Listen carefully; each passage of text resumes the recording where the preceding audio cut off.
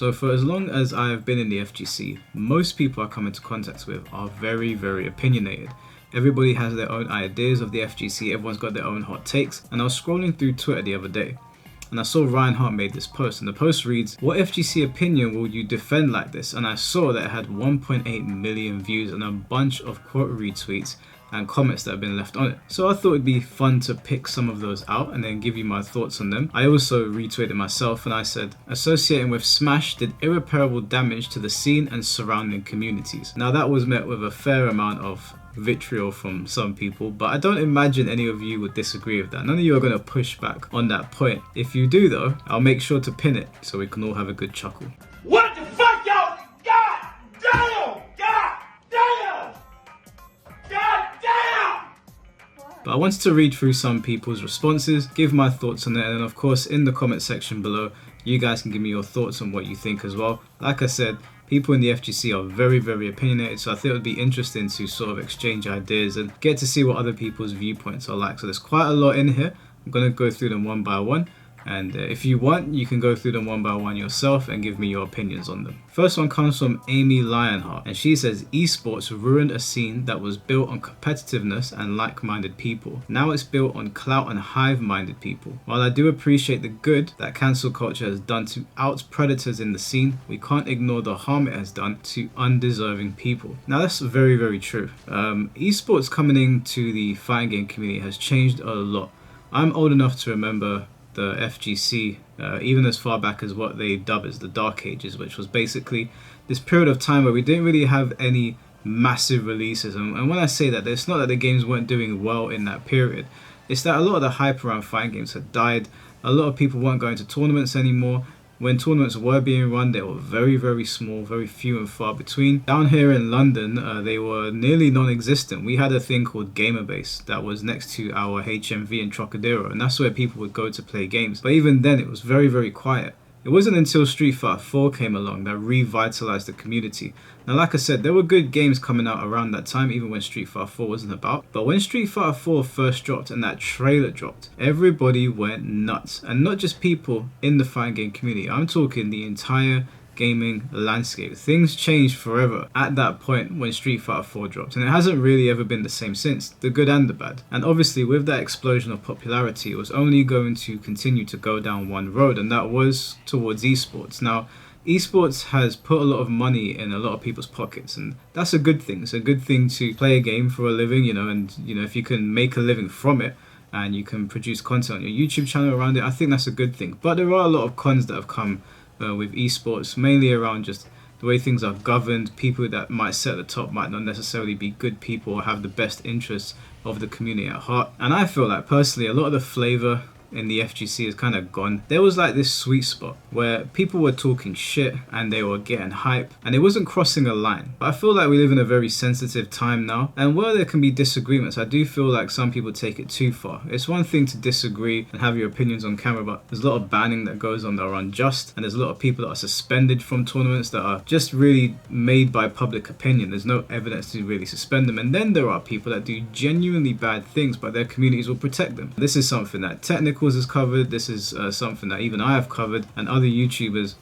There's been controversies in the Smash scene, in Guilty Gear, and even when COVID hit, things to do with Evo were even being brought up in just a wider fighting game community. And for a long time, these individuals were being protected, and I think that's because of their status and how much sway they had in the scene. So there's good and bad with it. It's kind of hard to, it's kind of hard to completely demonize esports, because I do like the idea that people are getting paid. I think that's a really, really good thing. But it definitely doesn't feel like it used to. I can say that much.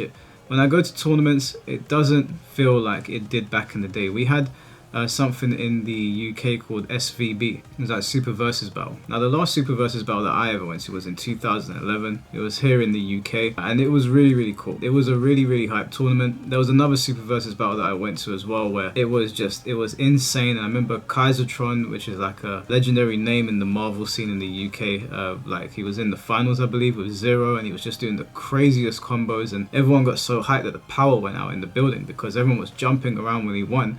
And it sort of pulled everyone was like pulling on the cords, and like I think an emergency door opened, the power shut down.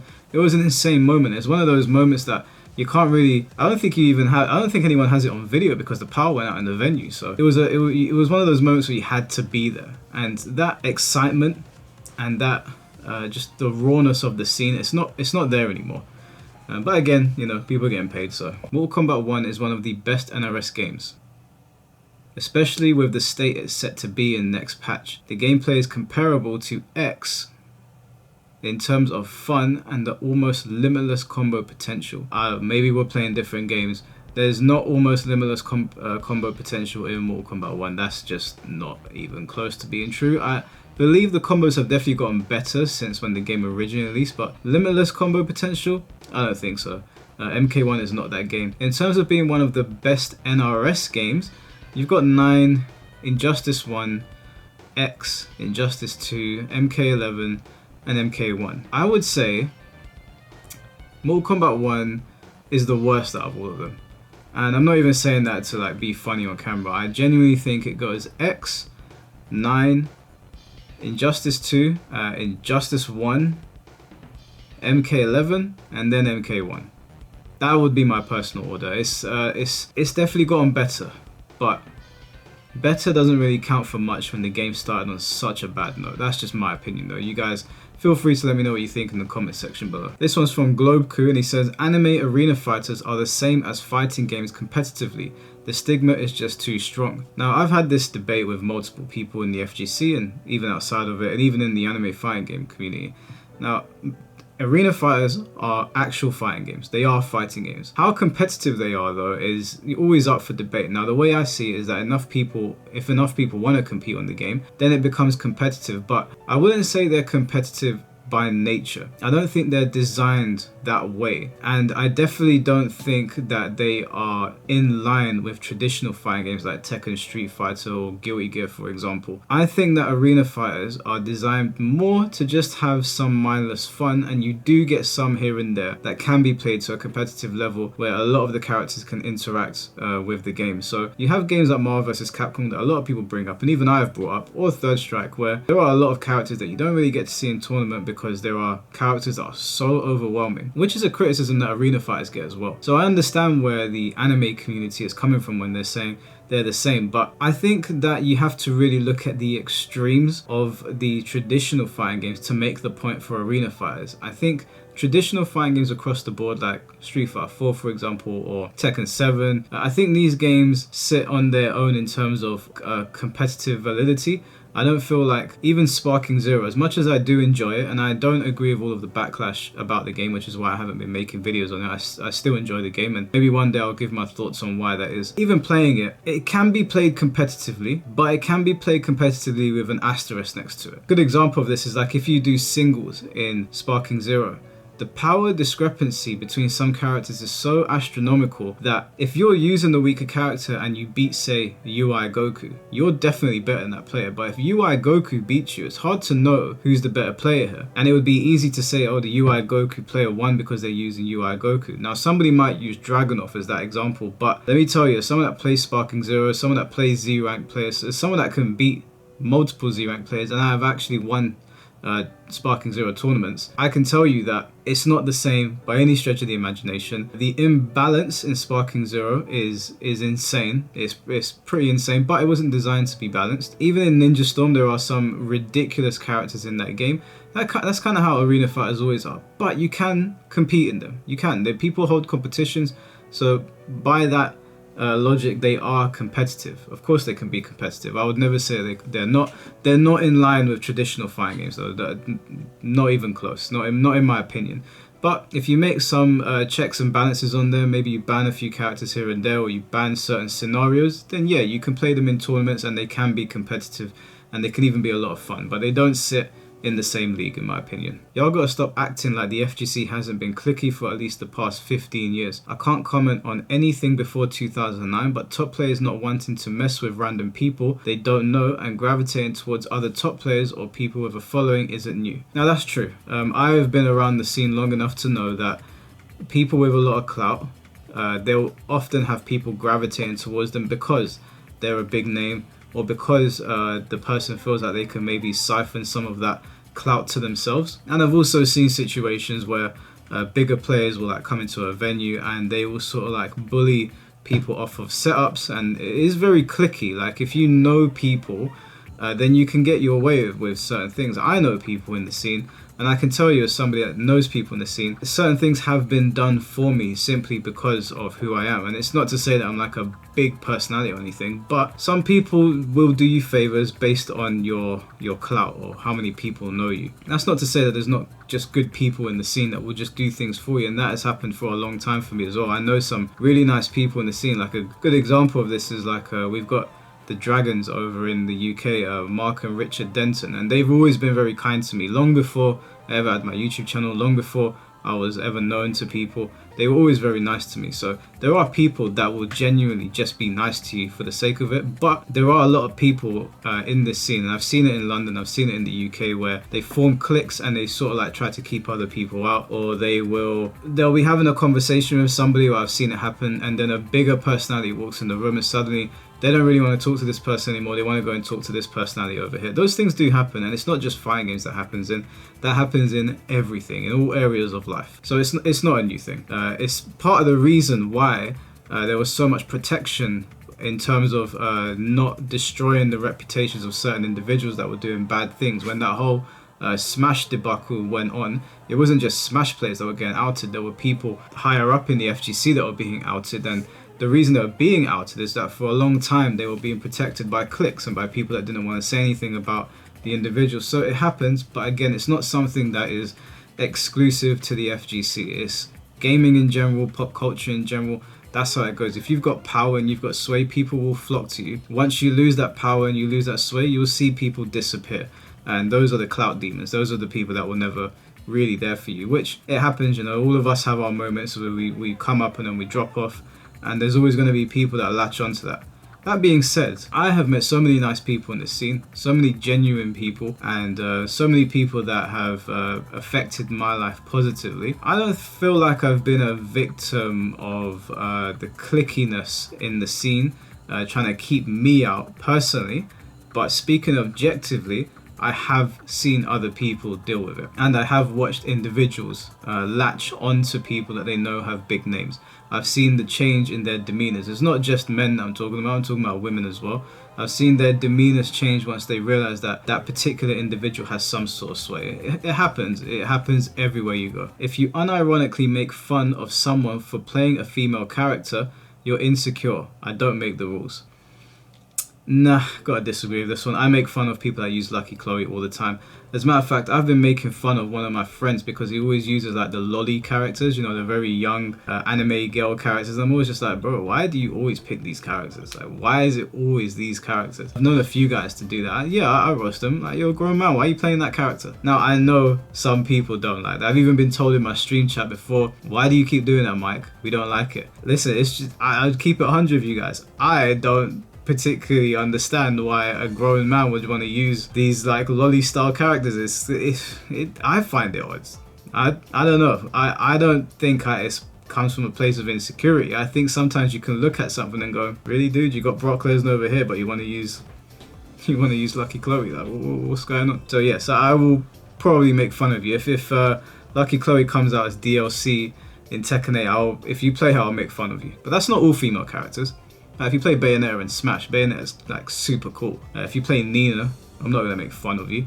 If you play Chun-Li, for example, I'm not really going to make fun of you, but there are certain characters in certain games, you know, fighting games or like anime fighters or whatever, where if you play the character and you're like, oh, this is my favorite character, I'm going to be like, that's your favorite character, really? The FGC is the most toxic environment, only to be outdone by a pedo fest. It's filled with hate and spite and needs to be eliminated and unsupported by developers. Damn. Now, I like James. I've spoken to James quite a few times. He's a very opinionated individual and he's never scared to speak his mind. Now, is the FGC the most toxic environment?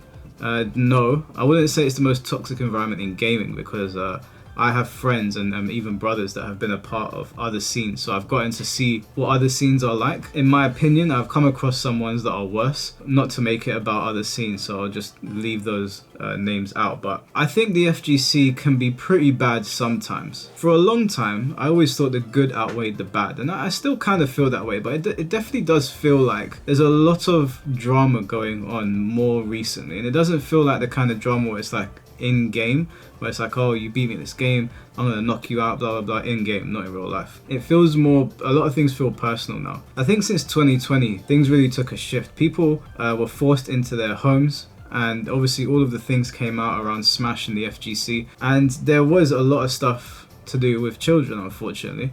And that's become a major talking point, I think, in the FGC for quite some time now. Now, I've even said that I think age verification might need to be a thing, especially with the election that's just gone on with Trump winning. We've seen an outburst from a lot of people that are not happy about it, wanting to get people banned for having different political opinions under the guise that they are not safe. And you know, you've got so many people at each other's necks that toxic isn't a word that I like to use, but it's definitely, it's not in the best place right now. We'll just put it that way. I don't think the FGC is in the best place right now, and it's not helped by the fact that the games that we've had recently seem to be very controversial. They seem to not be like ticking all of the boxes. The scene does not seem to be completely happy with it. There's a lot of bitching around the games, and some people take the bitching very personally.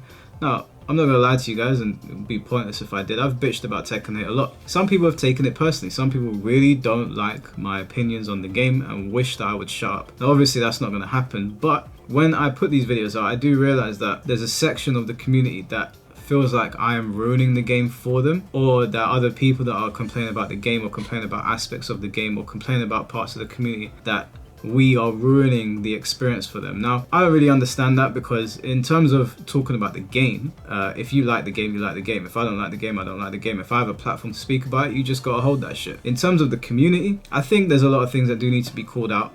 We've just spoken about that whole Smash situation a couple of days ago. I'm sure there will be another one, because people seem to be socially inept. I don't know why.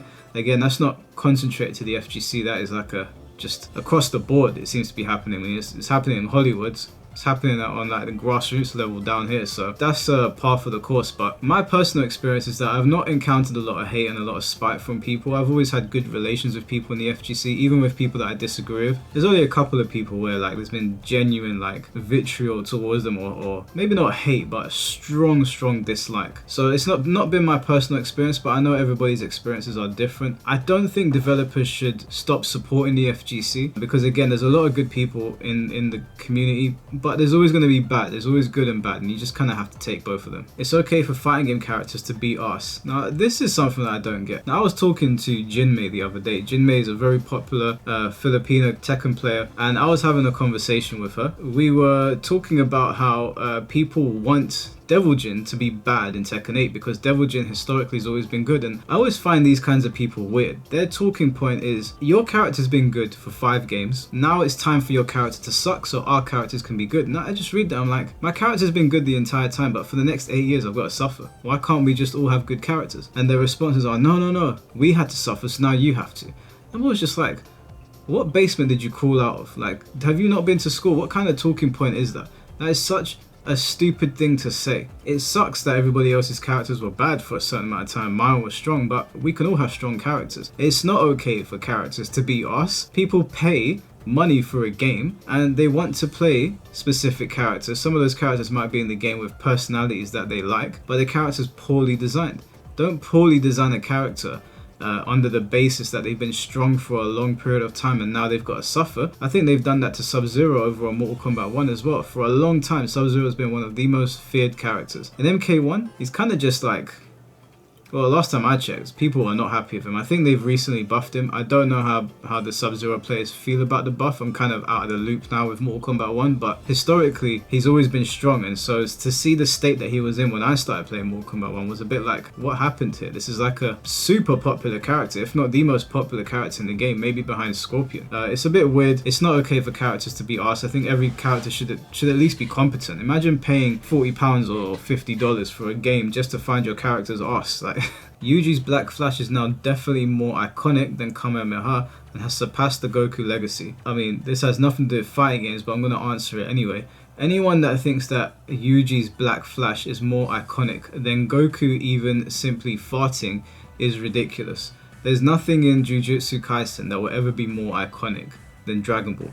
And this is coming from somebody that loves Jujutsu Kaisen. I think it's absolutely incredible. It's one of the best modern animes. It's one of the best animes I've ever seen.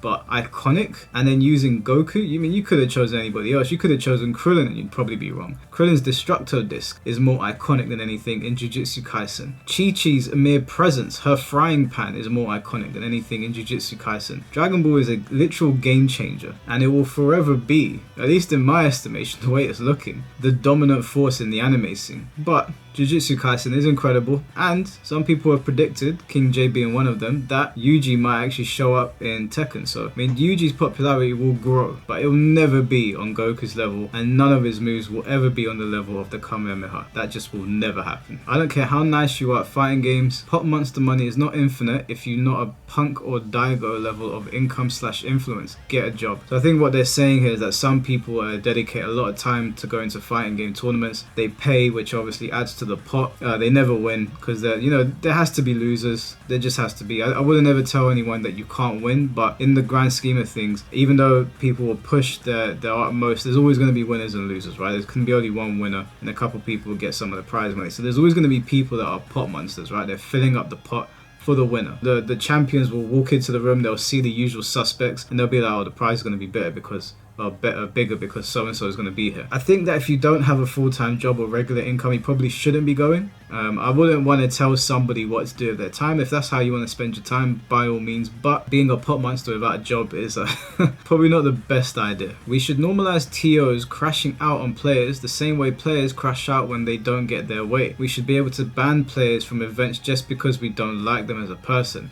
This might be the dumbest take so far. So tournament organizers, I believe, are held to a higher standard because they're leaders. You're in charge of an entire tournament, okay? You're overseeing an entire body. You're the governing force. I don't think that you should just be banning people because you don't like them. There's plenty of people that I'll probably meet in the FGC and not like, but if I was running a tournament, they have a right to join my tournament. The only time I would say, okay, you have grounds to ban them is that if they are known to cause harm to people in tournaments, or if they are looking to antagonize people, which could escalate things and they have a history of doing that. But simply not liking them, like you behind the camera, for example, you might have an opinion that I think is so dumb, and you keep on posting opinions online, and it makes me not like you. I'm just like, this person's so stupid. They annoy me so much.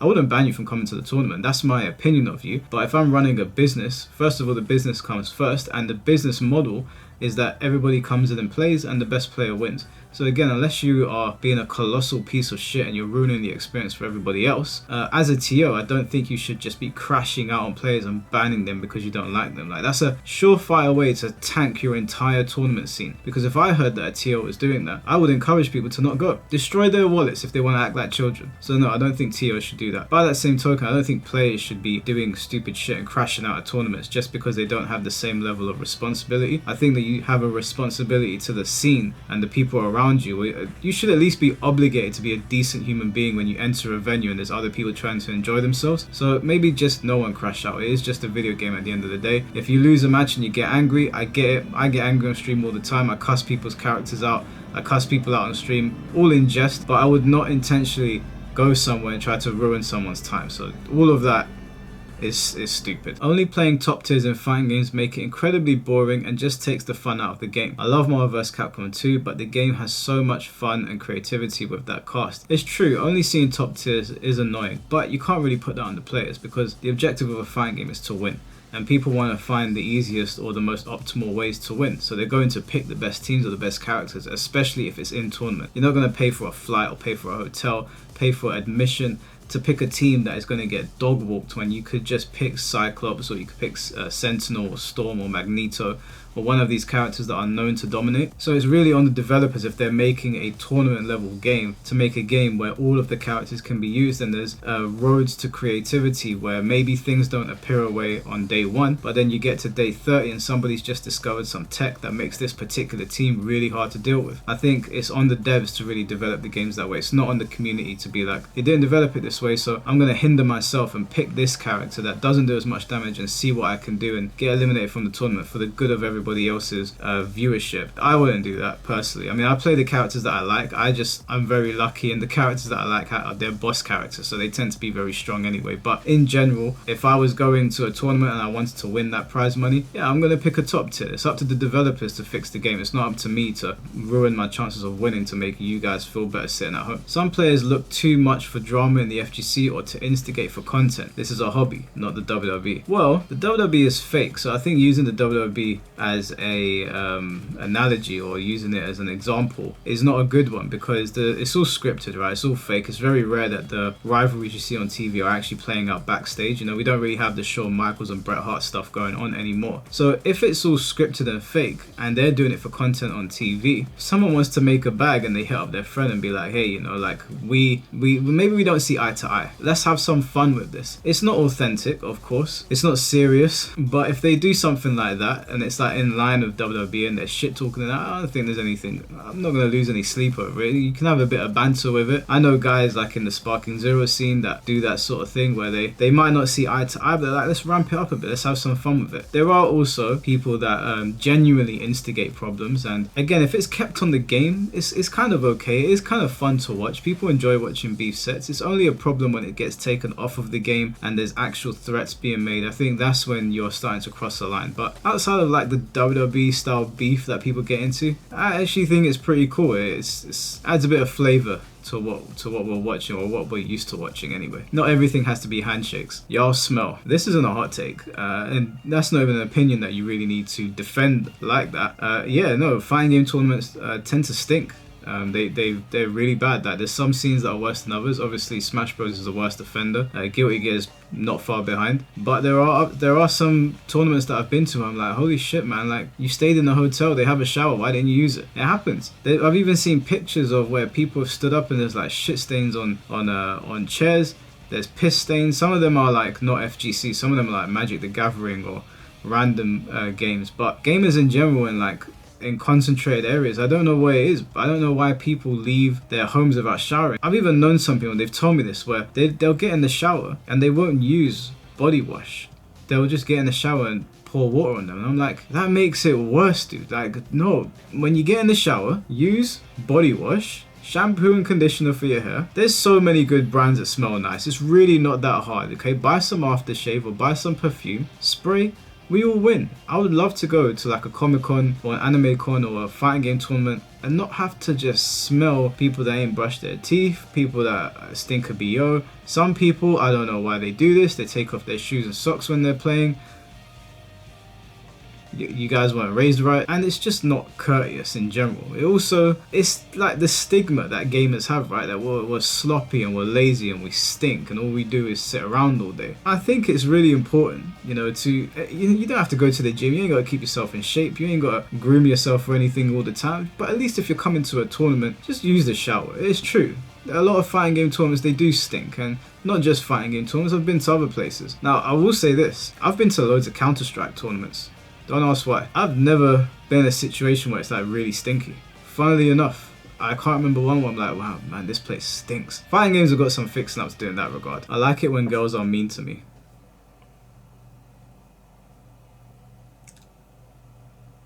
Sounds like someone wants to be stepped on. If you're unwilling to learn, adapt and handle losing, I truly believe fighting games aren't for you. Any hobby needs coming to terms with your skill and how you might not be as good as you once thought when you do fail. And that's okay. Failure is the part of the process to improve further and succeed. I completely agree with that. Fighting games, like we've said multiple times, they're very, very difficult to play. Even the ones that have been dumbed down, they're still very difficult to play. Unlike shooting games where you have a team, and you got your boys or your girls on the mic and you're communicating and sometimes you can lean on them. In fighting games, you ain't got no one to lean on. No one's there to help you. It's you and your enemy. People are just going to watch you get your ass kicked or kick their ass. And so a lot of people like to shift blame. And listen, I'm no stranger to that. Sometimes I'll lose and I'll just start blaming the character that I'm fighting. We all do it. But after the salt wears off, you got to sit there and you got to understand why you lost. And there is a route to victory and you can overcome it. Now, I'm not saying in the moment don't start cussing. I wouldn't tell someone that. I do all the time. But I do think you should sit back if you're looking to get better at them, and if you're looking to maybe grow a channel around them or go to tournaments, rather than bitching and complaining about specific characters. Sometimes it does just help to sit there and go over things. I do think that there are arguments to be made with the design of certain games. I've made the argument for Tekken multiple times that I feel like they've gone down a road that is not favorable to legacy players, and I know a lot of new players don't appreciate my opinion, which is fine, you know.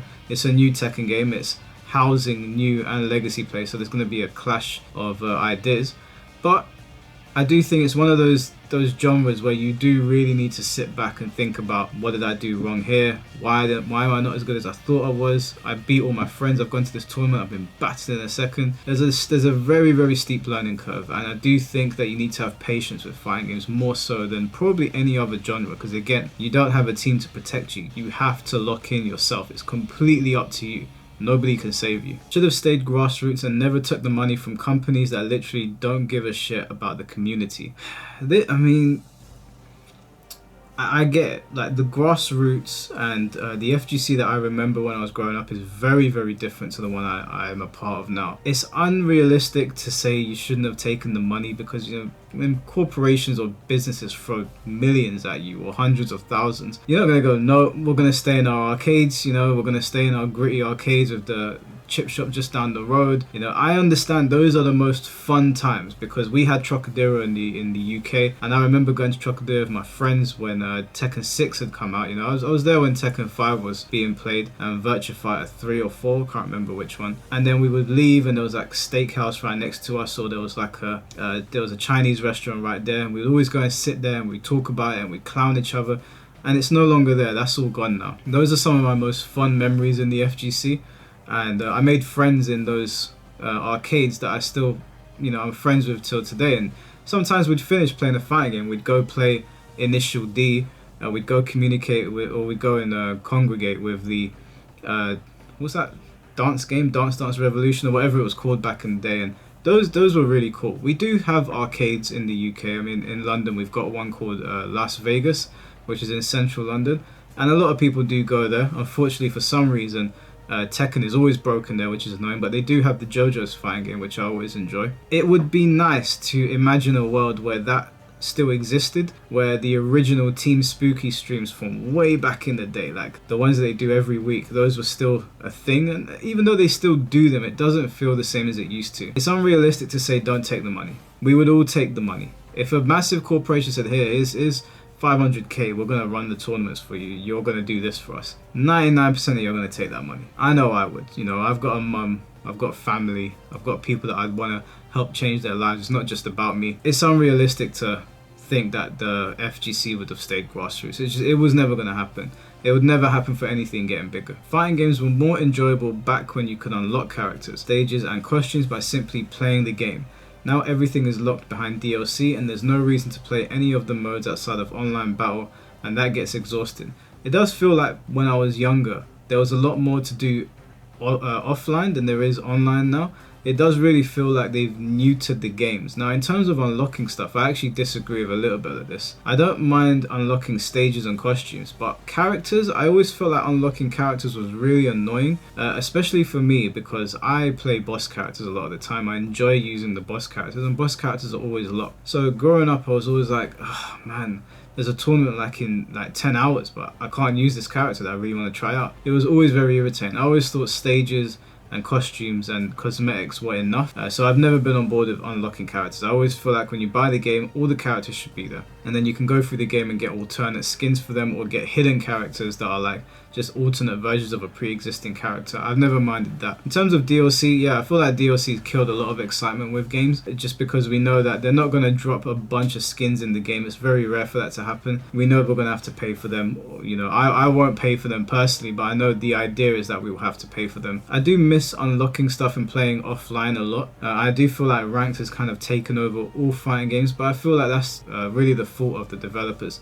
They have taken what we used to love about fighting games in their offline modes and just completely scrapped them. If you look at Tekken 8, there's no team battle, there's no time attack, there's no survival mode. Tekken Force mode would have been great to have as a standalone thing. It's not in there, so I don't know. I feel like Street Fighter tried something interesting with World Tour. I ended up getting bored of it. So it's not like not all of them are trying stuff. Some of them are trying stuff. It's just, it doesn't seem to be landing these days. People should stop chirping their dumb opinions on balance or whatever in this platform. It's poisoning the world, not just for game information, but devs taking it as genuine feedback. No, I'm not for censoring people giving their opinions. Some people will give bad opinions. Some people will make very valid points. If the developer is not smart enough to find ones that are like very insightful and just listen to people that maybe have high subscriber counts but don't really have anything of worth to say, that's on the developer. I don't think that's on us to basically shut our opinions down. You don't just accept a product if you're not happy with it. I think everybody has the right to voice their opinions. We've seen that with like Dragon Age, for example. A lot of people are angry with that game and they're voicing it online. I think that's one of the great things that Twitter has afforded us, is to be able to communicate with developers. Again, if developers cannot figure out what is worth listening to and what isn't, then that's their fault. It's not on us to keep our mouth shut. All the quote retweets on this are so mundane. Wow, you don't like modern fighting games? You think the FGC doesn't beef enough? You think simplified mechanics are ruining fighting games? Do you want a medal for being old as shit? Well, you know, there's a difference of opinions between new players and older players. I think I sit in the camp of older players, especially with my opinions. We're probably not going to see eye to eye because the way fighting games are developed now are very different to the way fighting games were developed then. At least that's what I can see. They don't feel the same anymore. So we're always going to butt heads. I don't really, if he thinks it's mundane, I don't really understand why he even interacted with it. But yeah, you know, we're going to butt heads. It is what it is. There's two different types of players now. You've got legacy players and you've got new school players. There's far too much letting people get away with effed up shit because we like their content / gaming skill, and demonization of people who we disagree with on the internet. That is true. There has been a lot of protecting of people that do terrible things. There's no need to really name names. We all know what I'm talking about. There's been so many scandals in the FGC and protecting of people either because of how they identify or how many tournaments they've won or how many subscribers they've got on YouTube. And then there has been people that maybe don't have as much of a voice, that are in the FGC but don't have large subscriber counts or don't win tournaments or don't have much public sway, and they get demonized for calling these people out, which I think is a lot of bullshit. I don't think you should be protecting anybody, myself included, just because of a subscriber count, just because maybe you like me on camera, just because I have some sort of sway in the scene. I don't think anyone should be protected if they're doing bad things, and I also don't think you should put people down or dismiss them just because they don't have that level of clout. But that's not exclusive to the FGC. That happens in all gaming spaces, literally across the board. I've observed it even down to like Pokemon. It happens everywhere. A lot of peeps forget to play fighting games for fun since this whole esports business dropped, and honestly I missed the dark ages of 2009 for the crazy shit people used to run. Plus most games coming out feel like they're designed around tournament money rather than fun. Yeah, it does feel like a lot of games that are coming out these days are designed around tournaments, and there's pros and cons to that. I mean, we've already spoken about the whole esports thing. Personally, me playing for fun is winning. I'm a competitive person, that's where I find fun. I will pick a character I really like. It's not necessarily a top tier, you know, sometimes it works out that way, sometimes it doesn't, and my idea of fun is beating my opponent. I don't have fun from losing. That is not fun to me. Now, it won't put me off the game if I like it, it'll drive me to get better, but my fun will be derived from winning. I enjoy winning. I do enjoy the journey, don't get me wrong, but if I can't get to the end goal that is winning, I'm going to start getting frustrated and annoyed. And it's not a reflection of the game, it's a reflection of myself and my skills. So yeah, I have a tournament mindset when I play games. Now when I play games on stream, I'm having more of a laugh with people, I'm not being serious. But if I was going to tournaments or if I was running a small thing with my friends to see who the best is, you best believe I'm locking in. And I'm going to do the most scumbag things in game to get that victory, because that's what I find fun. But I do think esports has changed a lot. And things are not the same as when the Street Fighter 4 came out. And you're not seeing as much, I don't want to say creativity, but I do feel like, I think we've already covered this, a lot of the source has been lost. When I go back and watch Street Fighter 4 at Evo versus Street Fighter 6 now, it just doesn't feel the same. It doesn't feel like that's Tokido's Akuma, you know, that's Daigo's Ryu, that's Justin Wong's Rufus. It feels like everyone's sort of doing the same stuff now, and it's a little bit bland and mundane. It's great for newer players because they can also do it, but back in the day, the reason that we marveled at these players is because they were using characters in ways we've never seen before, and still to this day we can't replicate their playstyles. You knew when Akuma was being used by Tokido, and you knew when Daigo was using Ryu or Evil Ryu. They were very distinct. You don't really get that anymore. Not letting someone who's cringe, uncomfortable to be around enter a tournament is a good thing. Tournament organizers shouldn't feel obligated to let anybody and everybody enter. Yeah, I do agree with that. I think if someone has basically been outed for doing bad things, like we spoke about the Umisho situation, I think if someone's doing stuff like that, I don't think tournament organizers should feel obligated to protect the individual. I think if you're gonna have a rule, that rule should go to anybody, regardless of skin color, regardless of gender identity, regardless of clout in the scene.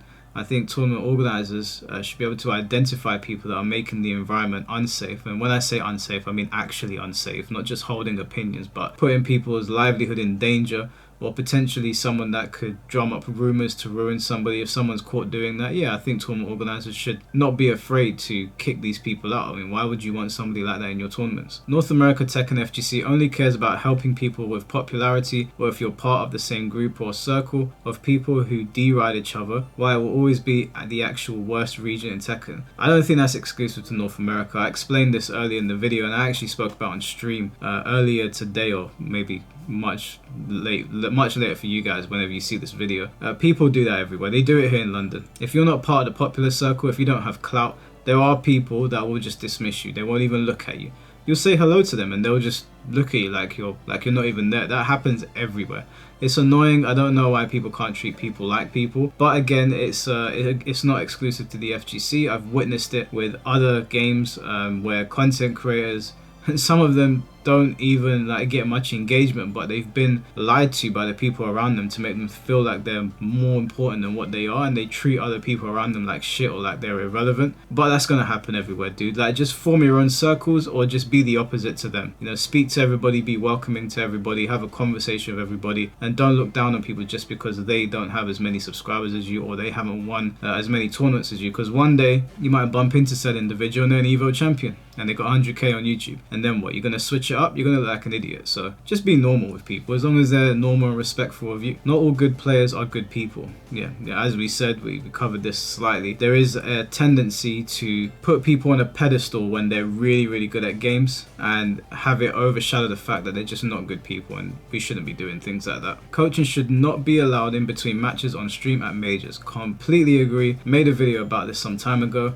Coaching at majors on stage in between matches is absolutely ridiculous. I don't like seeing it as a viewer, and a lot of these games are made with the viewer in mind, which is why they do all these crazy shit in games that add heat. So if you're doing it with the viewer in mind and viewers don't like it, I don't think it should be there. It's not the same as a professional fight. A lot of people compare it to boxing, where they go and speak to their trainers. It's not the same thing. I think with a fighting game, a lot of the time you sit there and you learn on your own, and I think you should go on the stage and you should compete on your own. Sometimes people will be on stage and they'll be losing, they'll be getting their ass clapped, and then someone will come on stage and be like, do this, and it completely alters the way the match is played, and sometimes they go on to win. Now if that person wasn't in attendance, they wouldn't have won, and I don't think people should be given advice to allow that sort of stuff to happen. So I think TOs, in my opinion, should completely ban that from happening, and just let players go up there and deal with it on their own. Figure it out yourself. Virtua Fighter is the last pure fighter left with no comebacks. That alone makes it the best 3D fighter. I mean, there's an argument to say Virtua Fighter is the best 3D fighting game. It's certainly, I would say it's the most pure fighting game. It has no super moves in it, no combat mechanics. It's just pure fighting. I really do hope Virtua Fighter 6 goes down that road and sort of breathes some fresh air into fighting games, because right now it's all comebacks, it's all install mechanics, it's all Super Saiyan mechanics, it's super moves everywhere, unearned super moves. It's tiring and it's boring. We've even gone as far as to do streams of Tekken 8 with no heat, so we start the round, burn our heats very quickly, and then play, and the matches are much more enjoyable. You still have annoying rage arts breaking up the flow of the game, but it's kind of hard to manage rage arts. What would be really nice is if Harada just released a mode that's called legacy mode. No heat and no rage arts. I'm very happy to lose some of the abilities of my character that are locked behind heat if I can play the game without heat. I feel like the games are, they change completely. Like players that were dominating with the heat, they're not as dominant, because the heat with certain characters can be so overwhelming. But not to make this just about Tekken, just in general, Virtua Fighter does need to come back and just be pure hands. Now I don't think that's going to happen. I think Sega is going to look at the other fighting games and take some ideas from them. Super moves is about as far as I'm willing to accept, and even then I'd really rather they didn't. But combat mechanics in Virtua Fighter, please for the love of God, don't do it. Street Fighter 4 is overrated in hindsight. That is an L take if I've ever heard one. Street Fighter 4 was not overrated. Street Fighter 4 revitalized the fighting game community. Not to say there weren't good fighting games around then that was selling well, but the fighting game community saw new life pumped into it like we'd never seen before. And I've never seen hype around a fighting game like that. Literally ever. There was so much hype around it. It was actually insane. It was so much fun to be a part of. So Street Fighter 4 was not overhyped. It delivered. I would say it delivered and then some.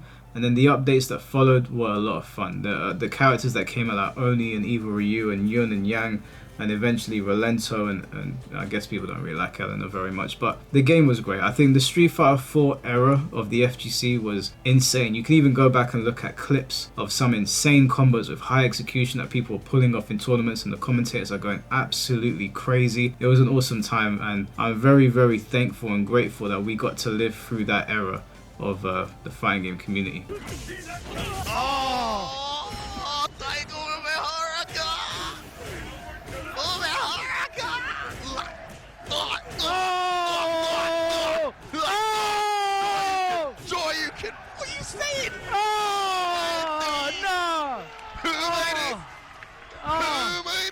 And to round it off, the last one we've got is, we need Mortal Kombat games like Deadly Alliance again. So basically the 3D games. And it's no coincidence that this is the last tweet. The 3D era of the Mortal Kombat games is what I want back. So I thought I'd highlight this tweet because finally there's somebody that agrees with me.